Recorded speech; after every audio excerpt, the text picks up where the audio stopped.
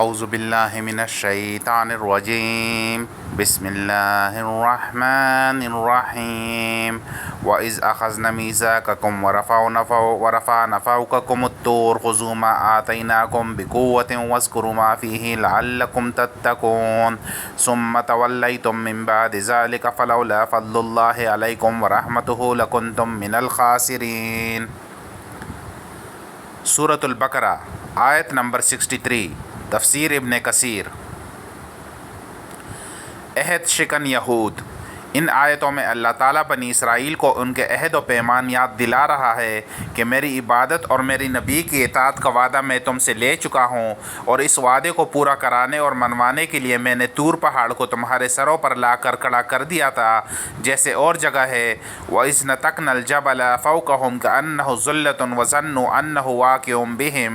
سورۃ الاعراف آیت نمبر 171۔ جب ہم نے ان کے سروں پر سائبان کی طرح پہاڑ لا کر کھڑا کیا اور وہ یقین کر چکے کہ اب پہاڑ ان پر گر کر انہیں کچل ڈالے گا، اس وقت ہم نے کہا کہ ہماری دی ہوئی چیز کو مضبوط تامو اور اس میں جو کچھ ہے اسے یاد کرو تو بچ جاؤ گے۔ طور سے مراد پہاڑ ہے، جیسے سورۃ الاعراف کی اس آیت میں ہے، اور جیسے صحابہ اور تابعین نے اس کی تفسیر کی ہے۔ تفسیر ابن ابی حاتم 203 جلد 1۔ ثابت یہی ہے کہ طور اس پہاڑ کو کہتے ہیں جس پر سبزہ اگتا ہو۔ ایزن حدیث فتون میں بروایت ابن عباس مروی ہے کہ جب انہوں نے اطاعت سے انکار کرنے کے باعث ان کے سر پر پہاڑ آ گیا، لیکن اس وقت یہ سب سجدے میں گر پڑے اور مارے ڈر کے کنکیوں سے اوپر کی طرف دیکھتے رہے، اللہ تعالیٰ نے ان پر رحم فرمایا اور پہاڑ ہٹا لیا۔ اسی وجہ سے وہ اسی سجدے کو پسند کرتے ہیں کہ آدھا دڑ سجدے میں ہو اور دوسری طرف سے اونچے دیکھ رہے ہوں۔ جو ہم نے دیا اس سے مراد تورات ہے، قوت سے مراد طاعت ہے،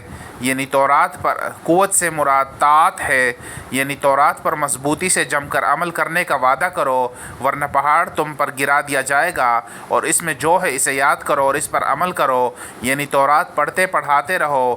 لیکن ان لوگوں نے اتنے پختہ میثاق، اتنے اعلیٰ عہد اور اس قدر زبردست وعدے کے بعد بھی کچھ پرواہ نہ کی اور عہد شکنی کی۔ اب اگر اللہ تعالیٰ کی کرم فرمائی اور رحمت نہ ہوتی، اگر وہ توبہ قبول نہ فرماتا اور نبیوں کے سلسلے کو برابر جاری نہ رکھتا، تو یقیناً تمہیں زبردست نقصان پہنچتا۔ اس وعدے کو توڑنے کی بنا پر دنیا اور آخرت میں تم برباد ہو جاتے۔